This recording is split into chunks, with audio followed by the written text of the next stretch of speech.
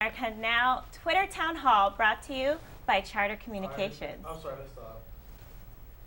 I thought this was live. Good. 5, 4, 3, 2, 1.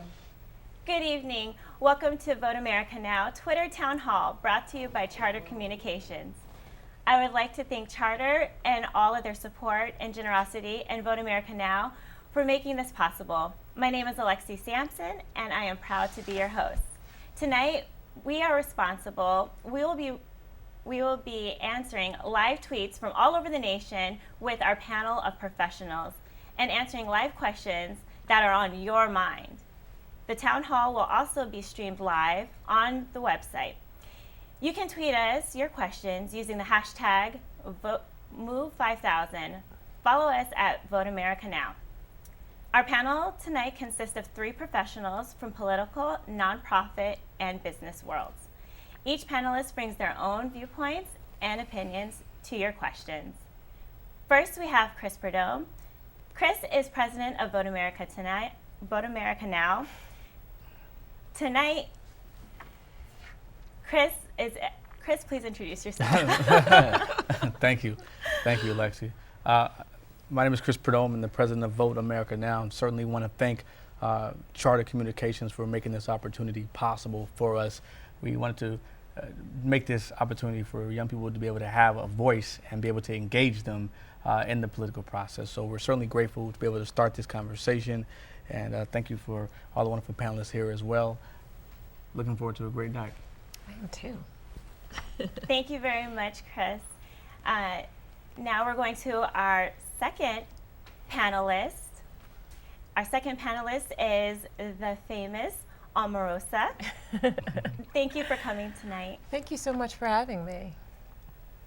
Go ahead a little bit. My name is Omarosa Manigault, and I had a wonderful time growing up on Capitol Hill. I worked in the White House. I worked for the DNC as a fundraiser, and I worked on Capitol Hill. Now I think it's very important that we engage millennials and young people into this political process. And we do this exactly what we're doing now, engaging them, meeting them where they are in their medium. And so we're very excited to hear your questions, to respond, and to get this dialogue going. Thank you so much, Omarosa. And our third panelist is Mr. Ido Benzivi. Mr. Benzivi is the CEO of Highland Fairview, a privately held full-service real estate development company specializing in large-scale industrial, commercial, residential developments. Mr. Benzivi? Thank you. Good evening. Happy to be here. I think this is a tremendous opportunity to have people get engaged in our process, understand the process better, and be active and understand why it's so fundamentally important that we all do participate in our democratic process in America. It's important for us here, it's important in our local communities, in our nation, and really for the world, because we are the light that has to continue to sparkle and shine in the world today, especially what's going on. Thank you very much. Now, I think we have our first tweet. Let's see. I would like to go over the format for tonight. We'll be receiving tweets from all over the nation, and we will also answer as many questions as possible that our panelists will be answering as many questions as possible. We'll be receiving tweets from baby boomers to millennials. For those who may not know, millennials are those of us between the age of 17 and 35. Actually, Chris, I believe, that includes you. Right. You focus quite a lot on millennials. What's your primary goal in reaching out to millennials? Our primary focus in reaching out to millennials is to really have them ultimately get engaged in the process. We want them to have, I guess you can say us, an exciting, fun time. We want the voting and the civic process as a whole to become exciting, to become enthusiastic. Our ultimate goal is to get them to actually, of course, be at the polls, and not just voting, but to truly make a difference in day-to-day life and day-to-day society. Ultimately, that's what we want to do. Thank you, Chris. The millennials represent a large block of potential voters for next year's elections. I think you're doing a great job. Thank you. Now let's get started. I'll be reading the tweets and giving our panelists a chance to answer Twitter questions. Our first tweet comes from Randall in Phoenix. Student loan debt is out of control. I'll be 80 by the time they're paid. What are the other options for funding higher education? Chris? Well, thank you for that question, Randall in Phoenix. Student loan, of course, is always an interesting issue in politics. I think obviously people want to go to school to get a better education, to get a better future and a better job. Ultimately, that's what it's about. There's numerous ways. You can obviously go to college and get a great education. There's student loans, of course. There's scholarships, and of course, there's self-financing. So it's one of those challenging subjects. That's always ever changing. And of course, America is in a tough situation right now. So you have to look at the various issues with education, the economy, and see how we're able to work things out.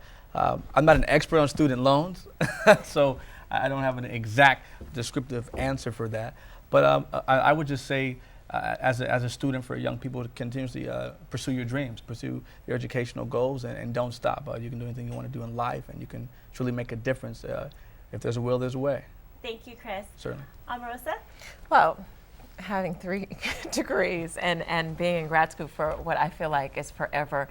If you're watching this at home and you're a young person who has debt, the good news is that Barack Obama has promoted all of these incredible debt forgiveness policies that will allow you to pay back your loans in a reasonable amount of time. Prior to that, you'd be paying for 20, 30 years and not really seeing a return on your investment. The other thing is there are many employers who will allow you to get debt forgiveness in your employment. So you may want to look for job opportunities that will also forgive your loans. And the other thing is you can always serve. I mean, the great thing about being in the military that I see is that the government really helps to fund your education, and there's some forgiveness options as well. So not to fret. There are new policies that are on the horizon that will help you not only get that education, but also not be in debt for the rest of your life. Thank you. Mr. Benzivi? Yeah, so what Omarosa said, and of course Chris, exactly to the point, but I look at it from a different perspective, is at the end of the day what we really have to do in America is create jobs. So when you do go to college, however your level of debt is, you should be able to get the kind of job that will pay you enough to pay your debt, make a good living, and progress in life. So I'm really focused on providing the opportunity. You worked hard, you went to school, you studied, you graduated, you have the skills to contribute to our economy, to our society, to our country, and we should be able to provide you with the opportunity for a real job that pays real wages, that enables you to move forward in life. So all of these things are part of the equation of getting the student loans addressed in America.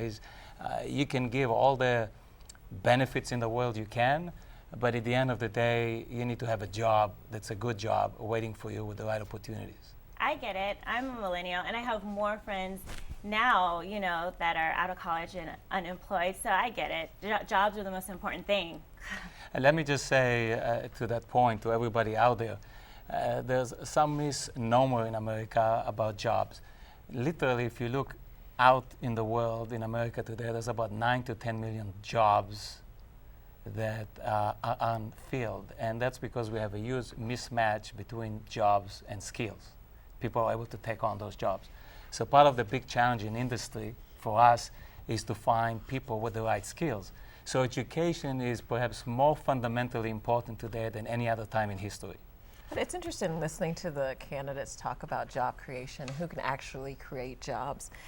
When millennials are thinking about jobs, they're not really thinking about careers. They're thinking about what's going to pay my credit card off right now. We need employers that will have opportunities that provide a lifelong, a support, a system that they understand and that they can be engaged in. So job creation is one of the top priorities for this presidential election. Okay, next tweet. Chris, when voting, I don't even know how to vote. I vote for my president candidate and then guess on the rest. How can I educate myself? Can you answer that tweet? Absolutely, absolutely. It sounded like you were saying that. I was like, you there's various voter guides and different opportunities that people can look into to obviously understand more about the political process. I think one of the most complicated things about it, and even for myself, voting, you look at the initiatives, the propositions, and they're quite lengthy and they can be confusing. Aside from the normal presidency candidate or gubernatorial candidate, it can get complicated. So the best thing I would say is do the research. There's plenty of voter guides out there. Vote America Now. We are looking to actually produce a voter guide for millennials in the upcoming election. Okay, Omarosa, how would you answer that? I learned how to vote through my student government. So I was always engaged in high school and junior high school and running for one of those offices. But if you've missed that opportunity, there is still hope. You have to vote your interest. That means what issues affect your life right now? We were just talking about jobs and education. Clearly that affects millennials. But there are some policies that affect technology. So you're worried about your internet and your Wi-Fi. But you have to understand what's affecting my life and then educate yourself on those issues. Those are the priority issues. And then after that, there are wonderful guides out there for millennials so that they know where to vote, and how to get engaged in the process. The best thing to think about is to do this in a friend environment. Teamwork makes the dream work. If you are interested in getting engaged, why not get your buddies to be a part of it, and then you all can make a difference in your community. That was really good. Good stuff. Thanks. Mr. Benzivi? Well, of course, in today's age where all the information is literally at your fingertips, we can Google anything. You can find anything in the world literally in a second. So it's a good place to start. They say how to vote. I'm sure if you put in how to vote into Google, you'll get 10,000 answers, and then your job is to sort through some of those. But start with your local community. If you're in school, student government. If you are past school, look at the community you live in. Who is your councilman? Is there a city hall? Are there political active people out there that are doing different things, volunteering to some things, and very quickly you'll get engaged with people that are involved, and it'll take you from there. It won't be that difficult. I agree. Okay, we have our third tweet. Millennials feel like they can't trust politicians. Do you have any ideas how politicians can regain their trust? Omarosa, why don't you start? It's funny you're starting with me. My former boss is running for president. And so he has some very extreme views, Donald Trump, on certain issues. The reason why people like him is they feel like he's authentic, that he tells it like it is, and he's straightforward, and he's unorthodox as a candidate. I believe that more candidates need not to have these canned speeches and repeat the same things that have been said over and over again, that they have to have a clear vision of how they're going to lead this country out of debt into safety. And so we need candidates who keep it real. I mean, that's how you regain the trust of millennials. You have to keep it real. Yeah, I agree. I'm really a little bit tired of seeing, the canned speeches and, this whole kind of thing. I would like to see more, like you said, authenticity in our candidates. And when Donald Trump starts tweeting, 3.2 million Twitter followers hang on his every word. So he's connecting with millennials through the medium that they favor the most. That's Twitter. Yes. Yeah. Mr. Benzivi? I concur with what Omarosa says. At the end of the day, if you're authentic, if you have real beliefs, unfortunately, we've become a society where we have professional politicians. People have it as a career for their entire life. Their entire existence and experience is politics. They literally haven't done anything else. And so, as a career, you want to make sure you stay in office. And to stay in office, you have to please everybody, which is impossible. So you end up creating positions. I call it being, obscure clearly. You hear the stuff they say, and you say, wait a minute, I understand English, but what did they say? So that's part of the problem. Those who speak straight, you may agree with them or not, but at least if you do, they have real supporters, and things can move forward. But sometimes you're agreeing with people and you say, exactly what did they say? Yeah. Or what does it mean? It's sort of being obscure clearly, which is not really where we need to be. So authentic communication, authentic ideas, whether it's in business or in politics, always rule the day. And I hope more and more people will, in politics especially, end up there. Yeah. And Chris, you're a millennial. What do you think? You know, it is actually honestly an interesting question. I have thoughts on both sides. You know, working with both groups, politicians and young people. I'll give you a straightforward answer.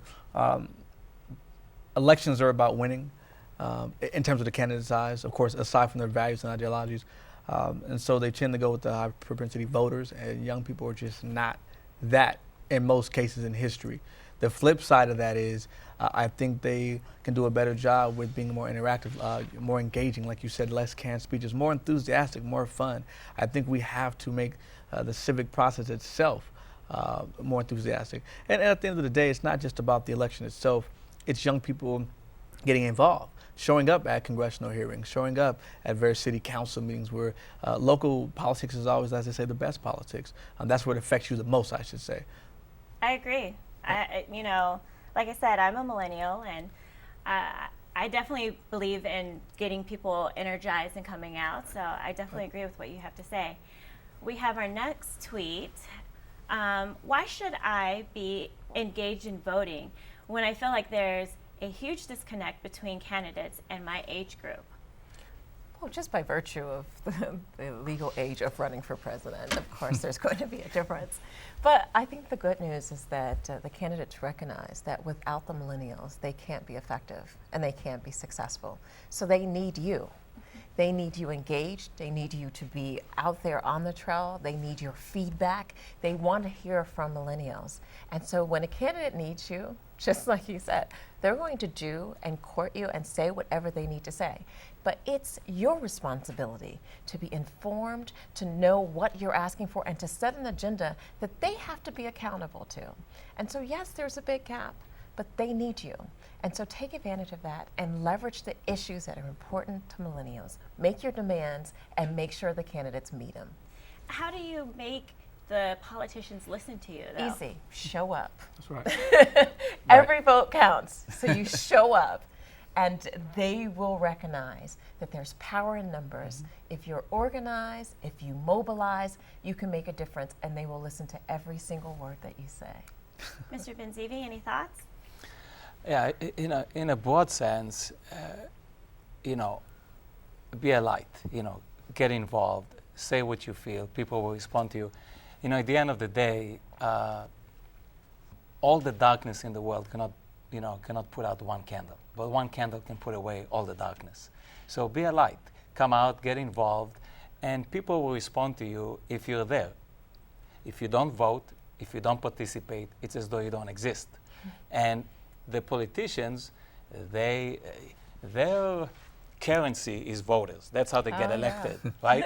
Right? So you are very valuable to them. And the more people get involved, I could tell you one thing, if there was 5-10 million millennials who decided to go out and vote, there will be a millennial candidate. Well, that's what Right. happened with Barack Obama. Absolutely. I mean, you know, millennials turned out in record numbers, and they made the difference in that election. And so you see that these candidates are now paying attention. They're Right. looking at the data from those early elections, and they know that they have to be effective in that area. Chris, your focus has been millennials, so what do you think? I think at the end of the day, I think what Omarosa said, Anita, is phenomenal. At the end of the day, I believe the only way you can really make change and to close that disconnect is to do something about it. I think as long as there's no one driving on the freeway, there's no one driving on the freeway. So I think once one car gets on, the second gets on, someone has to be the leader and says, okay, you know what, we're going to start making this difference. And if you could change one person in a city, you can change one person in a county, and change in a state, and change in the federal. But it starts with that one person. That one person is you, 2, 3, 4, and 5, and so forth. So I think at the end of the day, young people have to start taking a stand one by one. We cannot wait on an Alexi or a Omarosa or Ito or myself. We have to do it for ourselves and say we're going to make decisions our own selves, and we are going to be involved in the process. Until we have that mind frame collectively, that's really the reason, that's really, I think, the most effective way to change is doing it and making it happen. But even to win a lottery, you have to buy a ticket. right? So you may not, if you participate, you don't necessarily get your candidate or the policies you really advocate for or believe in or want happen, but if you don't participate, right? Right. Not everybody who starts finish, but if you don't start, I can guarantee you one thing, right? You can't guarantee if you start that you will finish, but you got to get involved. And the more people get involved, definitely an outcome, right? That Certainly agree. yeah. Right. You can't win if you don't play, right? That's right. Our next tweet is up. Voting seems like a drag with electoral college in place. Why is it so important? So, I'm sad to see a tweet like this. Right. With somebody asking why is voting still important. It is the single most important exercise that any individual in a democracy can do. It is the individual gesture that says that I still believe in this union, of this country, of this place, of this idea, one nation under God. That gesture of voting is so profoundly important that I can't stress to you how important it is. No matter who you vote for, the act of voting shows that you believe in this country and what it stands for. but how do people, millennials, get involved, especially when you have an electoral college where you feel like your vote doesn't count if you're like coming from a red state and you're a Democrat, you know, or you're coming Let's from a not blue state? forget that George W. Bush, his votes came down to literally 100, 200 votes in some counties that made the difference. Let's not forget that even in a system with the Electoral College, that each individual vote profoundly matters, and it truly does count. History reflects that. Absolutely. I feel like, you know, and I try to explain that to some of my friends, you know, about voting and going out there. But what would, Chris, like you said, you deal with millennials. Sure. How do you tell them, you know, their vote counts when you have something like the Electoral College in place? Well, at the end of the day, the Electoral College is really supposed to be based off of the electors. Obviously, look at the demographics and say and they look at the percentages of who's providing for that candidate. But also, to this person that's tweeting in, let me also say this: it's not so much just about the Electoral College. I think that's one of the biggest things. I'm actually glad that question came in now. I think that's one of the biggest things that people have misconstrued, is that it's not just about federal or national politics. Some of the largest issues take place locally. I've seen things locally in my hometown in the last few years. It's just been amazing, the changes that can take place. I mean, that's where most of they say all politics is local. And I think it's so important not just to look at presidential elections, but to look at your city council, to look at, I mean, it affects everything from projects being developed, schools being built, and I think it is so crucial to get engaged and get involved locally in your community. That's where it starts. It's more than just important. What happens is, and the reason we get that kind of a question is, there's sort of this learned helplessness. There's some interests who would like you to think that your vote doesn't count, so their vote is the only one that ends up being counted, right? So if you're not there, you never count, nobody counts your vote, and you don't count, right? So the more people get involved, look, we're a nation of 300 million plus people. So at most, we have one vote. We're always going to be 1 over 300 million. But in the aggregate, right, we make a big voice.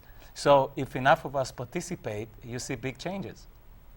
And that's what we need to do. It's your vote. It isn't just that one vote that's going to change the whole nation. Like sometimes elections do. I've seen elections come down to, on local levels, to 3 votes, 5 votes. So it isn't just that 5 people made a difference. But over time, the more you participate, remember, there's not just one election. The beauty of the process is we don't elect a president for the rest of our life. It's not like a pope. You elect a pope, and for the rest of our life, we made that decision. You know, elections come. In a lot of local communities, every 2 years there's elections. There's elections literally on a lot of levels. The more you participate over time, your vote isn't a one-time vote. It's over and over again over your lifetime, and you're going to make a change. And I saw that so profoundly when I ran for school board. I got a bright idea, actually, of running for school board in Los Angeles, which is the second largest school board in the nation. And you see how politics affects you at the most intimate level. We're talking about your children. We're talking about their education. We're talking about their schools, their libraries, their sports. And so I wish that there were more people, more young people like yourself who were engaged, who were involved, who cared enough to know that their vote would make a difference in the lives of young people. I agree with you, Omarosa. I did witness you running for school board. I was enthralled. And yeah, you know, I think millennials just don't catch that politics touches every aspect of your life. And we actually have our next tweet here. And what's on the mind is, can politicians make more good jobs happen? So we're back to jobs. Chris? Everything, it's all about jobs. An exciting subject, boy. Everybody wants to make money. You know, I don't think politicians can make good jobs happen. I think they can help in how it works. But I'll say this: I'm one for entrepreneurship, and having spent a lot of time around our panelists here, and I can tell you that's so much of a fun, exciting question. At the end of the day, I think it's about an individual making a job happen. We have to get out the mindset of someone else making it happen and making it happen for ourselves. And one, for people to go out and truly make a difference in their lives and create something, develop something. I think we're in that age and in that time where you can make a difference and you can develop your own opportunity. But to say a politician can get a better job, I think people should go out and make better things happen for themselves and have a mentality and a mindset of success and a mindset of I can do an attitude and let it affect someone else. But I'm so excited to hear Omarosa's and Ito's answer on that especially. Ito. That's his Well, specialty. Yeah. first of all, politicians make it their job. So, you know, you can run for office, they get pretty good benefits, and Absolutely. actually they get, you know, they make rules and policy for all of us to follow, but sometimes they make their own special rules for themselves. They do pretty well. So but that's an aside. Look, the best thing government could do in a sense, and politicians do, is step out of the way and let business, Right. individuals, entrepreneurs, do what they know how to do best, and that is create opportunities, create jobs in America. Government, outside of government jobs, has really never created jobs, right? Government can be a consumer sometimes, right? So they have needs, and so entrepreneurs or the private sector can fulfill those needs and create more jobs. So policy is important, but at the end of the day, most jobs in America were created by individuals, like all of us, that whether they started out as a kid selling,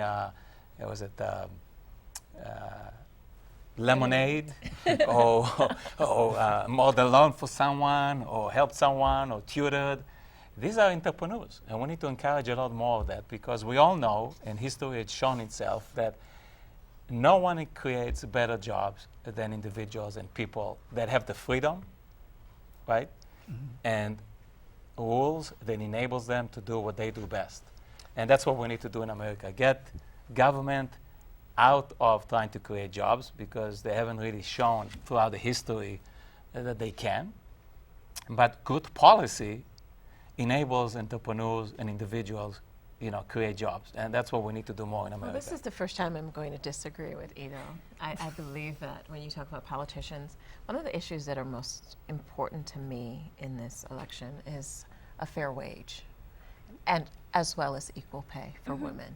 So in terms of fair wage, raising the minimum wage will stimulate the economy, will stimulate job growth, will get more people into the workforce. And so yes, politicians can play a direct role in how many jobs are created and how many people are back in the workforce and how many people are motivated to get out. Raise the minimum wage, that's number one. Number two, equal pay for women. You and I can sit here and talk about the difference between how much you would be paid and how much I would be paid for the same job with the same level of education and the same level of experience. Those are two areas that politicians can affect directly, and they can do that through effective policy. Listen, wages and equality are fundamental. And that is the role of government, to be in that space. But we can agree that everybody should be paid $1 million, but we need a job that pays $1 million. As soon as this argument comes, and then these business owners throw out these bombastic figures. Well- No one's asking for $1 million. They are asking for enough money to fill their No, prescriptions I and agree. fill their gas tanks. And they need, And these they are need issues more, that are very important to I families. think we need more than that. We need Yeah, more but than we just need getting at least somebody. the minimum Chris, addressed. what do you think about that? Well, we need before the minimum. We need a job for somebody to be able to do to get that Well, wage. that's where you come in. You said, let's take government out of it. That's not the. No, that's we not had, the question approach. was, do government create jobs? Government Can can. politicians create good? Look, No, now no, we're no, no, fighting. Chris, No, for no, a no, no, no, no, moment. no, no, no, no. This is phenomenal. This is exactly what we want. This is phenomenal. I will say this: in order for us to continue to get more jobs, we have to allow for economic freedom. Oh, you go out in left field with economic freedom. Well, You know what I'm freedom not- is? Being able to feed your children, being Okay, able to oh. pay your bills, being able to really address the issues that are in your household. Right. And- Not broad economic policies. I'm talking about what- household issues. But what happens if we? Okay. But what happens if we hurt the pockets of businessmen? Oh, and- here we and- go. See, the truth comes out now. No. And Chris when I is for when I big say that, no, business, no. and I'm for the when little and when I man. say that, no, I mean, look, no, no, Let look. him When finish, when I Omarosa. say Let this, him finish. when I say hurt the pockets of corporate America, there's so much that they can do and that they do in the community. Look at Charter. Look what Charter's doing for us. So we don't want to limit. Look, the reality is this. Let's say we go from $9 an hour to $15 an hour. Most people just look at that $6 difference and say, "Oh, that's just it." It's bigger than that. There's health care. There's workers' compensation. Of course, you know, and those are things that obviously people know- need. People need Yeah, to be able to it- go to the hospital, go to doctor's appointments, and fill prescriptions. I know that that seems like something big to ask, but for most No, it's families, actually not. these are things that they should have at the minimum. I agree with you. Everybody should have health care. They should have a living wage. They should have education even. Okay, So there's a we free do fundamental. agree, Ido. We absolutely agree on that. What I do want to say, because otherwise it's a panacea, and that is that at the end of the day, right, the only thing and the source of the resources to pay people is if we create jobs. So we can say we like to pay everybody a decent wage, and I think it helps everybody, it helps the economy. If everybody has enough money to feed their family and be able to participate in the economy, actually buy something, take services, watch television, whatever they're doing, that helps everybody. But we need, again, I want to focus on where government can be helpful, and that is do everything they can to create opportunities where we can create more jobs in America, jobs for everybody, because let me tell you, the best public program you can ever create is a job. You can help a lot of people with a lot of things, but the best thing you can ever do for someone, give them a real job, a decent job I that just pays a worry decent this wage. abstract talk Okay, of creating this is- jobs does not get down to the real bare bones of the issues. But what about there the, are but what about families the that are issues of struggling, people Chris. who, but what about people who are on In our- welfare for years and guys. years? The millennials want It's- to know it's because designed- Hold on, Alexi let's You know what? take turns. Alexi said, I have friends who graduated from 4 years of college and they can't get a job. You all are talking in these abstract terms, create jobs, create jobs. These are bright young people, educated, armed and ready to go, and they can't find Right, jobs. and I tell you why that is. Why is that? It's like I said, we have jobs. There's a big mismatch between the skills and the jobs. So what do we need to work for you? So I think where government can play a role, and So let- and it's an important role because all of us benefit tremendously from the freedoms and everything we have in America, and that comes from government. We're there to support government. We're talking about how to get people involved and get better. So what can we do? Right? The question is, what can we do? Education, understanding where jobs are, right? What the needs are going to be. Millennials, very important for them. What should I study, right? What should I study, right? So I can get into a profession that will end up providing me a good living or a decent living. I mean, things are changing. Think about this. It used to be in America where there's a big shift in the world. It's shifting from manual skills to technology skills. What does that mean? Just a few years ago, you're way too young for this, but the only way to listen to music, Thank the only way you. to listen to music was to drive to some record store, park your car, look for the record, go to a cashier, pay for it, drive back home, put it in a machine, listen to music. Now we have iTunes, right? We select the music, pay for the music, listen to it instantaneously. What has happened? Every town in America had a record store. Young people were working there, and somebody said, look, I don't want to get higher education. I can get a decent job. I'm a good guy or good girl or good woman. I'll go and work in the store, and then I'll get promoted to be assistant manager, and then I'll be a manager, and then I'll be a regional manager, and then I'll go up the ladder in corporate America. And lots of people had jobs like that. Today, even if you say, I want to work for free in a record store, it doesn't exist. Okay? The jobs are changing. Right. So what happens, a lot of people have the skills for an economy that's changing. You know, it used to be the only way to watch a movie is drive to some video store, get the movie, drive home, put it in a machine, watch the movie. Now the job, it's not that people are not buying music, but instead of a person selling to you over a counter, it's somebody sitting in iTunes behind some technology. So the skill has changed. They're still selling you music, but if your skill is a retail, and the job that exists now in music is behind some technology, right? So the skills are changing, the demands are changing, and that's the challenge we have in America. We have a So big let me mismatch. get Chris in good here, at Mr. shopping. Benzine. So let me get Chris in here. Chris, isn't it true though, as wages go up, you know, the cost of burgers and fries and gas go up, and all Absolutely. that comes from our pockets, right? Absolutely, absolutely. There, he's Yeah, a big business guy. You can't fight with this guy. No, I mean, He's advocating for the giants. no, We're not at all. advocating for I'm just giving both. I'm giving a Wait, a when you real start perspective. saying, I'm giving I a- love that Let's you get use to Charter as an example because they're exceptional. Absolutely. The benefits that they provide, the opportunities that Absolutely. they provide, and as a whole, it's a work environment that's conducive Absolutely. And look what But they do in not- the community. in the community. But not all companies are like that. You're absolutely right. Which is where government comes in, where they have to make sure and sometimes force the hand of these big businesses to do right by people. But why should government be babysitter? Oh, can you believe this? Okay. let's Let's agree hear to what one Chris thing, has to because say. people want some real answers. The thing is, we need to have laws and policies in place to enable everybody to have a job, a decent job, a living wage, Yes. healthcare, education, Yes. everything they need to be productive Right. You're and have a preaching. decent living. Okay? I'm with him all day. But again, to help an individual, the best help, where it starts, the best thing we can do is create a job. Once we have a job, we can talk about the wages, how much they should be paid, the healthcare, the benefits, everything down the road. But we have to start with creating the job. Okay, Otherwise, Jobs. exactly. You sound Jobs. You guys are very passionate about this, I can see. Right. We Thank have you for the tons of question. tweets. We have tons of tweets, so let's get to the next one. How does a presidential candidate win a vote of a millennial? Chris? jobs. Right, Jobs. Yes, it is jobs. That is really the answer. You know, in the short, because I want to get through obviously a lot of these tweets. The short form is this: I think they have to connect with millennials. They have to show a sense of care, a sense of urgency to understand what millennials are going through, not just large money and large movement and political power. It's about really understanding what millennials' issues really are. Obviously, student loans is a big issue from what I'm always hearing being out with Vote America. Jobs, of course, not to be funny, is of course a real. I mean, just really.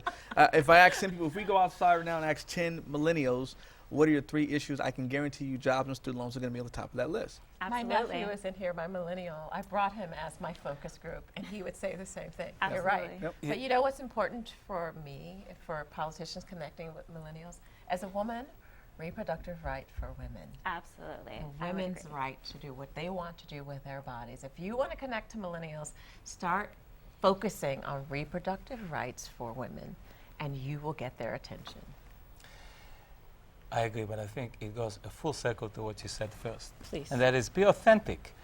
Millennials want to hear what's real. Right. Yeah. Tell me what it is. Correct. Tell me something I can understand, and then I'll tell you if you get my vote or not. Be real, and that's part of the problem. They're not connecting because they're talking about stuff obscure. What does it all mean? Well, I'll what does tell it you, mean for me? Donald is connecting. No, Donald is I connecting mean, because I he's think he's connecting in a big way. so. He tweets his thoughts. But I connecting. think But there's a difference between connecting and actually making something happen.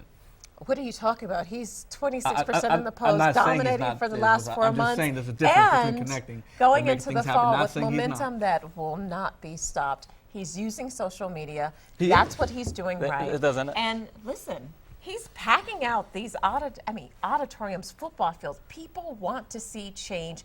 They want somebody who's strong and forceful and who will fight for them. But that's exactly the point. Yeah. People talk about change, but change into what? And so here's the thing. Let's be real. Priorities. Nobody's articulating. Look, I say you want to change, you want good wages, think about it. I used to go to Washington on a variety of business matters, and every time I was there before the big economic collapse of a few years ago, you go out there and there's no money for education. We're in deficits. Deficits. We don't have any money for anything. And then the economic collapse happened, and in 3 hours on a Saturday, they found $1 trillion to bail everybody out. So I went back and said, where was all that money? I mean, if the government doesn't know where $1 trillion, and they found $1 trillion in 3 hours on a Saturday. Same thing is, before 9/11, which was an awful thing, we're in deficit, no money for education, no money to fix our roads, no money but for there's student loan, always money no for money. defense. Well, all of a sudden, we have found $3 trillion to go to war. Yeah. Where was the money? I mean, somebody There's should get always fired going for to be auditor, money for for the defense. government auditors, the account. We didn't know they collected so much money in taxes, $3 trillion that nobody knew about. They couldn't give student loans. They couldn't do anything. So here's the point. We need people to start talking real to millennials. Right. They understand, wait a minute. They may have not sat down and figured it all out and thought it through. They're busy with their life. They're busy with their education. They're busy with making a living.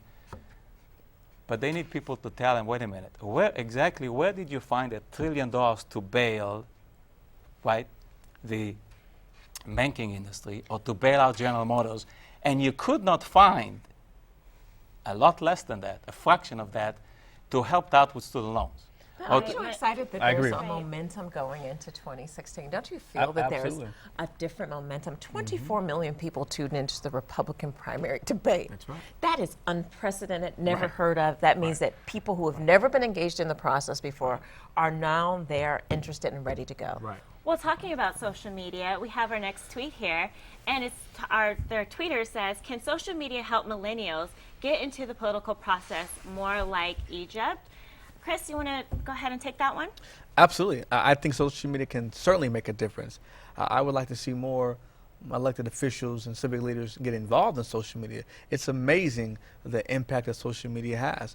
As we know, a lot of celebrities use social media every day, and it works well for them. I think if we, first of all, I'll say this, it's a very fast way of spreading something. And I think for getting millennials together, I think social media is a great platform for seeing what's hot and what's engaged. And let's really face it, young people, millennials don't watch CNN, don't watch Fox News. So I think it's a great way to pass information along and for them to get engaged and get involved in the process. And of course, it's a good way to measure who likes who. Let's face it, I mean, if you have 8 million followers and somebody else has 2, well, they might like you more than they like the 2 million. I hate to admit that underneath my leg is my phone because I'm so connected to my social media. You can always know what's happening. And even as we're doing this live town hall, I love seeing all of your comments and seeing the feedback and knowing that we are reaching people right now. I'm at Omarosa, by the way, on Twitter. Little station break here. But no, I think the great thing is that you can get engaged because with hashtag advocacy, you know this is the issue that's important today at this moment with young people. I can click on that hashtag and find out what the pulse of young people is right now. And you can educate yourself on what that issue is and then move on to the next one. It's a great way of engaging, educating, and mobilizing millennials. And I'm going to put my phone back under my bag. To keep it warm. By the way, this place is freezing. I don't know if It is very cold I in here. just think okay. Mr. Benlevy, do you have social media? Do I have you on social? Twitter? Well, I can sit on mine too. But I'm gonna follow you. The real issue is that social media. This is the new platform of how we communicate. You know, we used to send smoke signals, and then we had all kinds of other, and we found the printing press, and we had. Today, we have electronic media, and it's social media. That's how we communicate.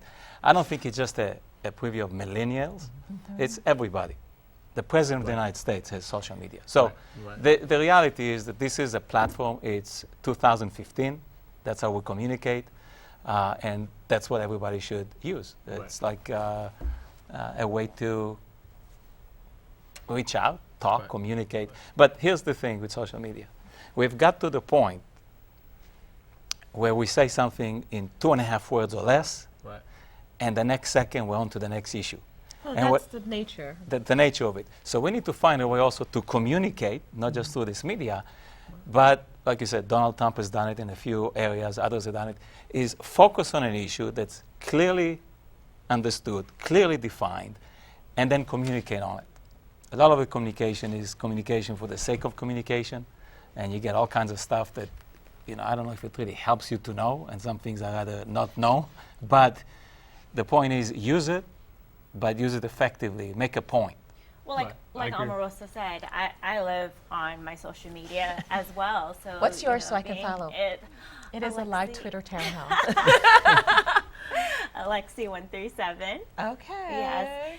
But yeah, as a millennial, I live on social media, and like Chris was saying, I don't turn on CNN or Fox News. I'm see. going to see what is going on. If I want to know what's going on in Egypt, like our Twitter said, I'm going to hit up Twitter or hit up Instagram. So I think it's very important.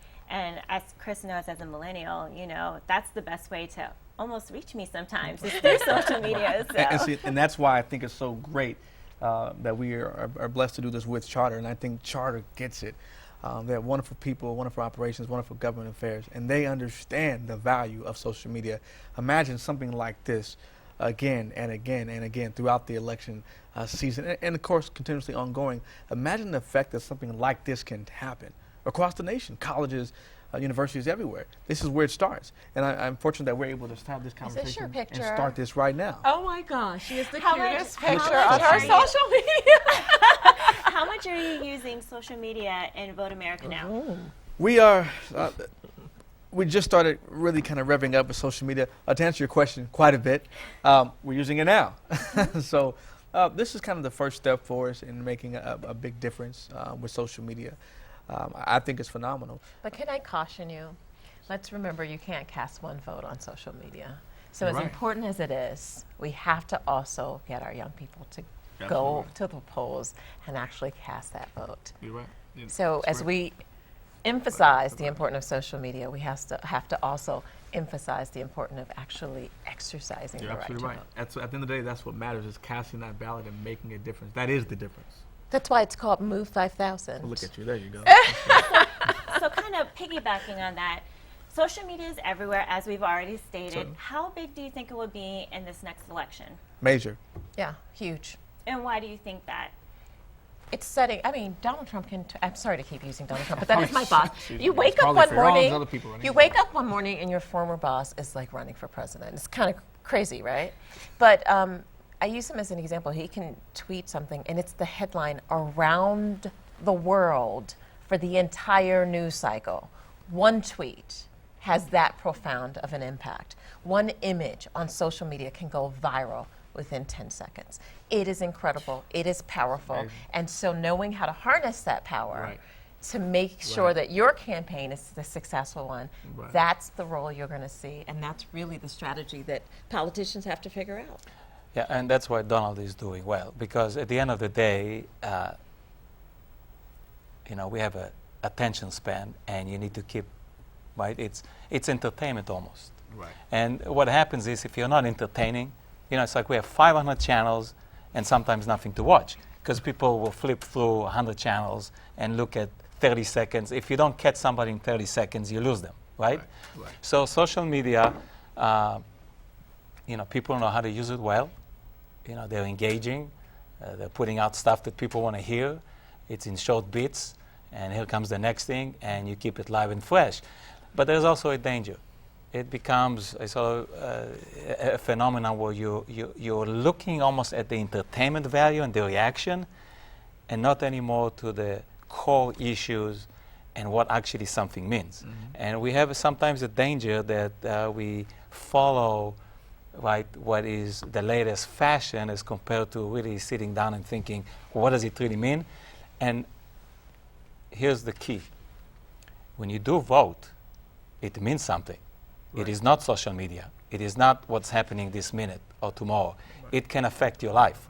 So Get all the information you can from social media, use it as a tool or receive the information, but then actually take some time and think it through. Talk to your friends, talk to your family, talk to people around, research, understand what it all means, and don't just look at it as sort of this flow of information is going through, and actually sit down for a minute and slow it down a little bit, understand what it is, because those things like the policies and issues you talk about, women's rights, this is not something you can tweet and it's done and America has Right. changed. Right, that's You a got to good point. understand That's a good point. what are you actually going to support, and it doesn't come out in tweet. It's come out, right? It can inform you, but then go research, do the work, understand what it is, and then use the social media to inform your friends. Chris, isn't it amazing how someone at the very, very top can reach someone that is at the very, very bottom through social media? I think it is amazing. I think it's phenomenal.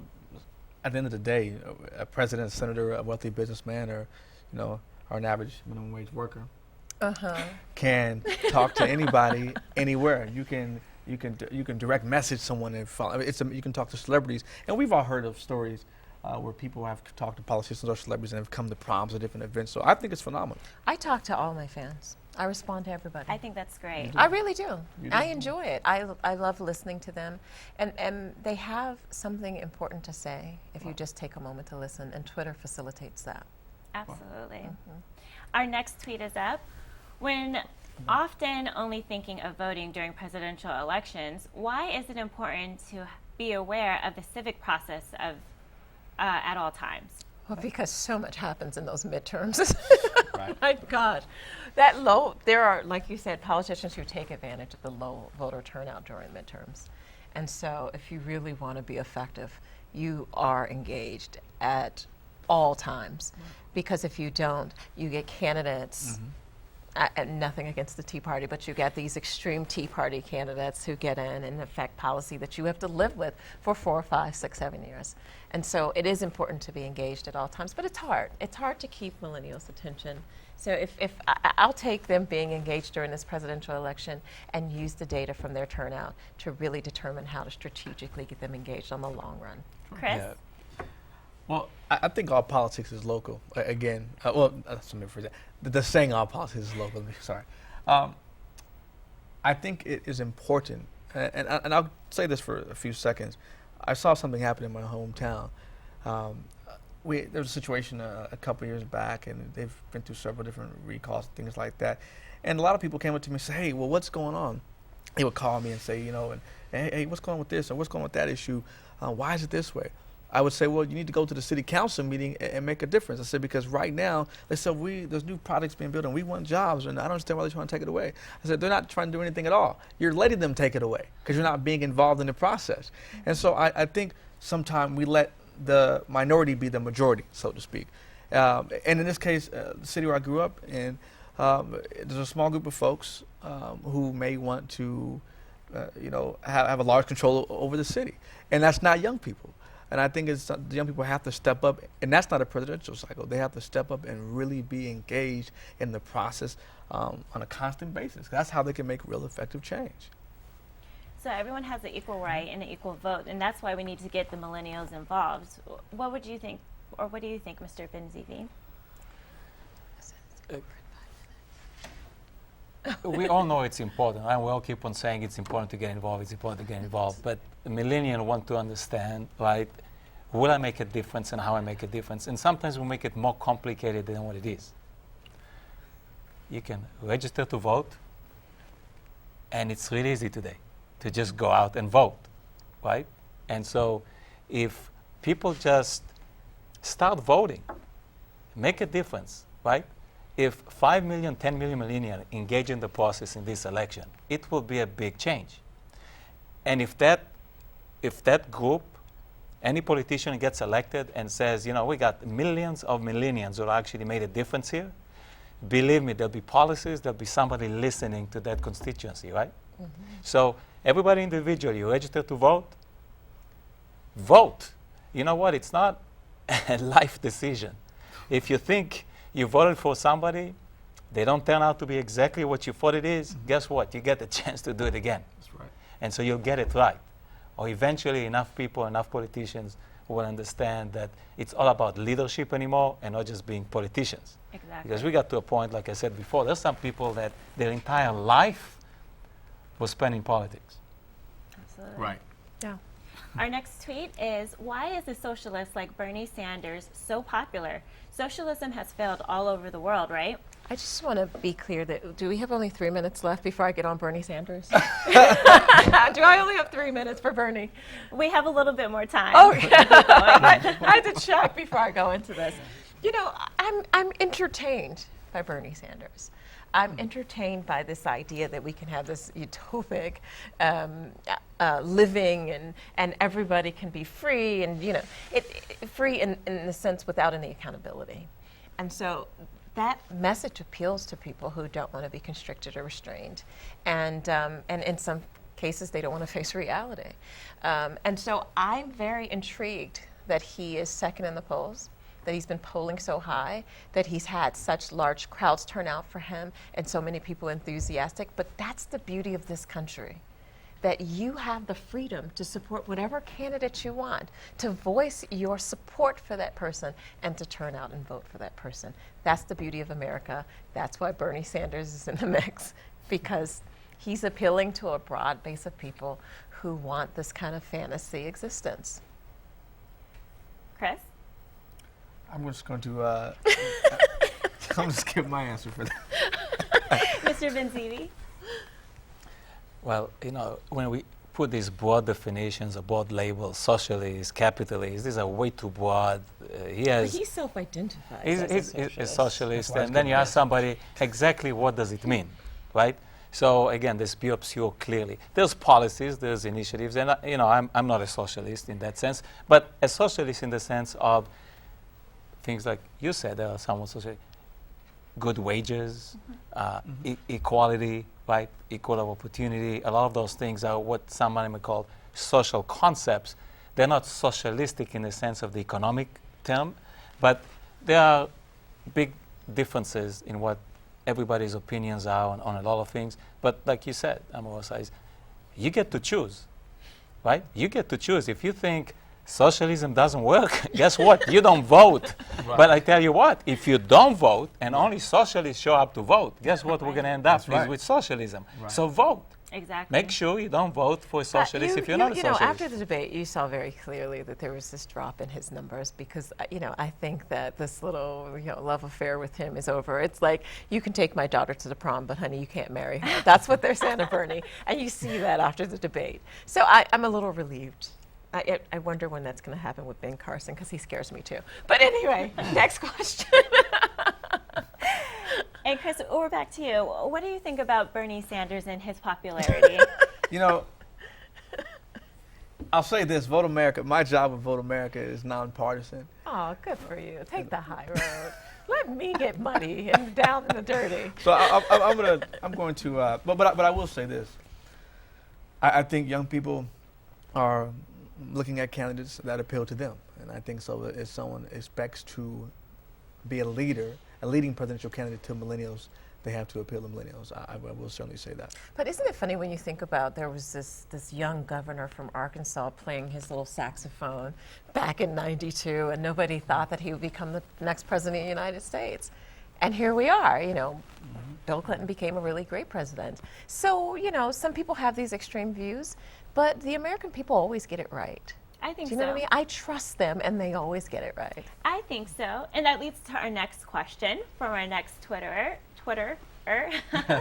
How can millennials who are gaining employment through a high level of social media followers secure their financial futures? So I guess what this question is about like our YouTubers and our Twitter stars and our... Well, how and can they Forbes had secure- that great list of the people who have the largest followings and how they're using it to make money. How sustainable is it? You know, I'm not really sure. It's hard to keep folks' attention, and you may be top today, and the next day there's somebody new. So I don't know that gives you the ability to sustain that kind of living for a very long time. But the good news is that there are new opportunities in social media. and I think that young people should take advantage of it.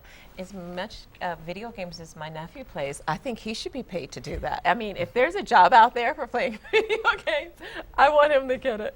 Mr. Benzivi? Again, it's a great opportunity, entrepreneurship, right? It's a tool. That's right. Somebody can find a way, right, to make a business out of it, so much the better. Gets to be a bigger business, it's probably going to create more jobs. That's right. And so, Jobs. jobs, right? Yeah. So that's, and all these other fantasies, whether it's socialism or other thing, where you can get a job. Everybody wants, I want a high-paying job. I don't want to get educated. I don't want to go to school. I want a high-paying job. That's me. Work as little as possible. Be on vacation most. Me. Exactly. So, vacation, me. Right. So there are no shortcuts. There are no magic pills. There's enough smart people around that have looked at all kinds of different ways. The American way so far has been the best way in the world. And we need to preserve it. And we don't need to get distracted by false premises, false hope. I agree. We need to just, and millennials are smart people, That's right. okay? Much smarter than the people actually sometimes making decisions. So if they participate, I think there'll be a huge change in this nation for the better. That's true. So, Chris, isn't, online stars and YouTubers, this is like building their online, it's kind of the new age entrepreneur. Right. This is kind of where it's leading. What are your thoughts on, you had talked about entrepreneurship Sure, earlier. sure. So this is kind of a new way of using that entrepreneurship. Absolutely. I think anything that, at the end of the day, I think someone coming up with a concept and taking that and making revenue off of it is phenomenal. It's exceptional. To me, that's genius. And I think, just like Ido said, I think it's great. I'm a big entrepreneur person, and I think that entrepreneurship is so important. I think the more we can do for our country, not what our country can do for us. That's kind of my thought process. That's how I think. I think we need to figure out what we can do for America, what we can do for ourselves, and what we can turn to for other people. Okay. Moving along, we have our next tweet. How are millennials, our next tweet? We can talk about jobs again. Well, we can talk about how to, I'm sorry, here we go, our next tweet. Everyone promises economic growth, but how will we obtain it? How do you go about turning our country around? I want to hear this political answer from Chris. I'd like to hear Ido's response. I want to hear this. I feel like I'm at one of those debates, and I'm in between like Jeb Bush and Bernie Sanders right now. Whoa, whoa, whoa. Why don't we start Oh with you my on God! this? This is No, I didn't mean it like that. Bernie, I just oh my- feel the burn. I feel it happening right now. Why don't you take the lead? Well, we all love you, and we're telling you. Look, again, talking straight, like things really are.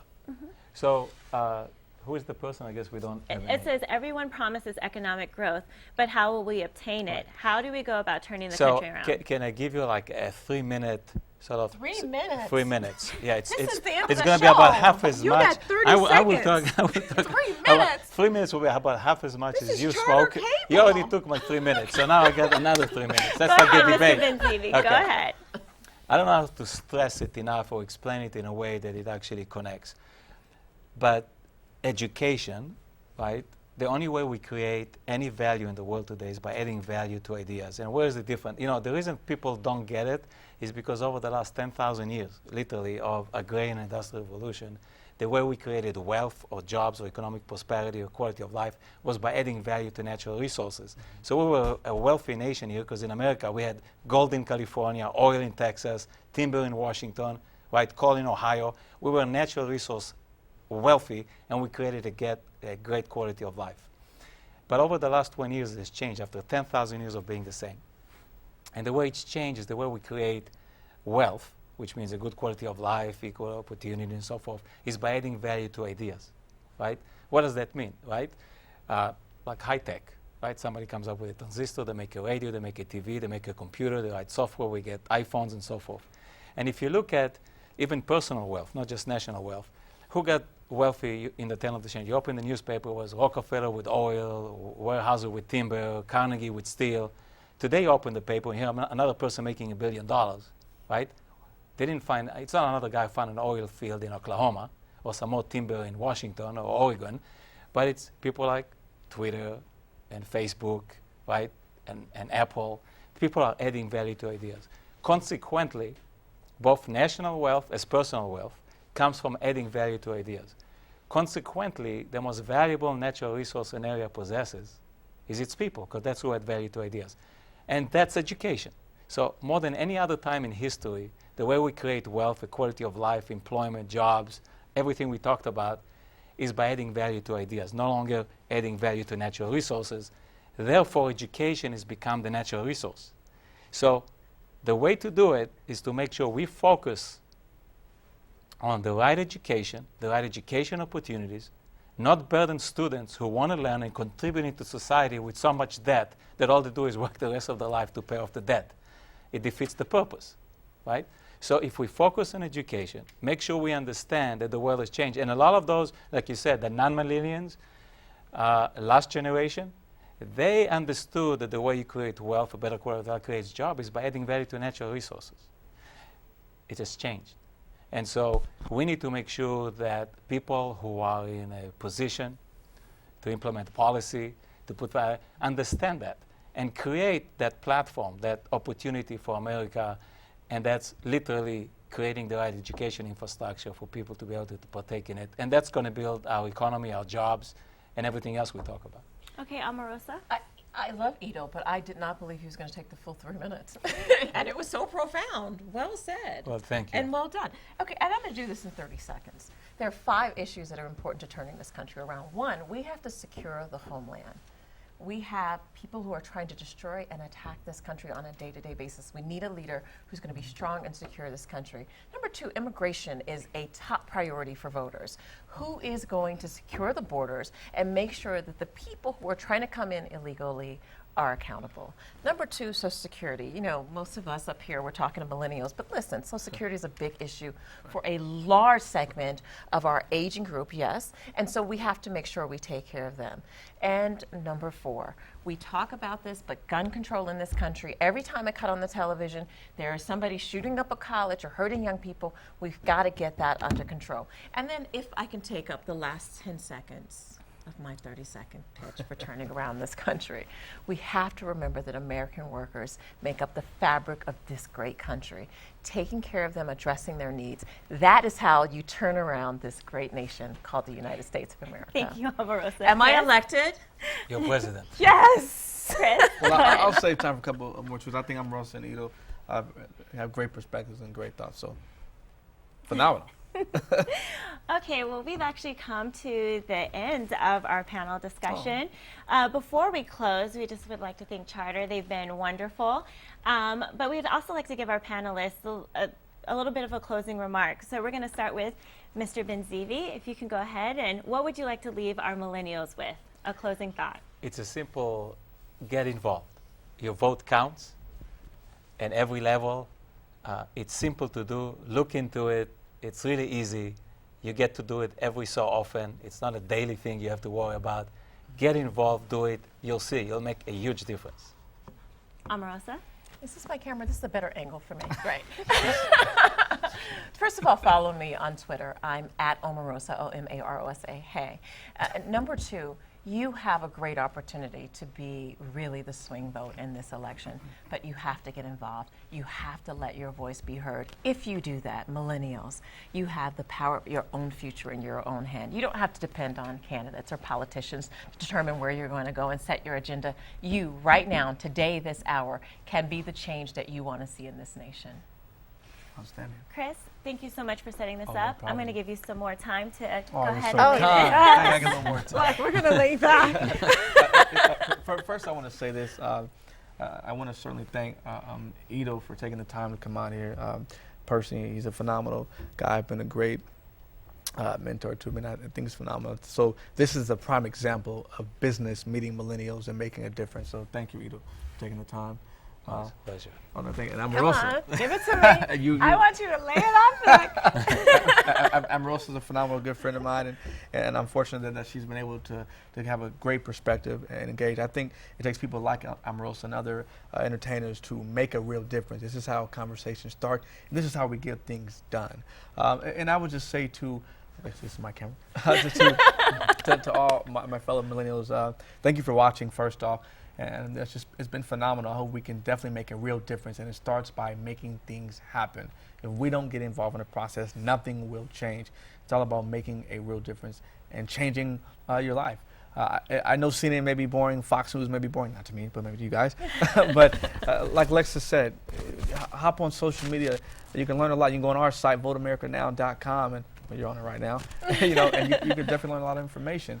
And I certainly want to thank Charter Communications and a special, these guys are phenomenal for believing in us and for giving us the opportunity to even make this happen. It takes a lot for an organization. I wish we can actually turn the cameras around and thank everybody. I mean, there's been so many folks who've been so helpful in this process. Bird, Anthony, Dale Hines. I mean, it's just Carmen, a great team, Aziz, and it's just been phenomenal, Brenda. And I really want to humbly say to anybody out there, if there's something that you want to do, the best thing I can say is just go ahead and do it. I think Ido said something like that earlier. It's about making something happen. Ido said you cannot win the lottery if you don't buy a ticket. I was fortunate to buy a ticket, so to speak, and then they took a chance and believed. So this is how we can make a difference, and this is how we can continue to make a difference. And I will say, please don't just watch the presidential election, get involved in the community, and make it happen.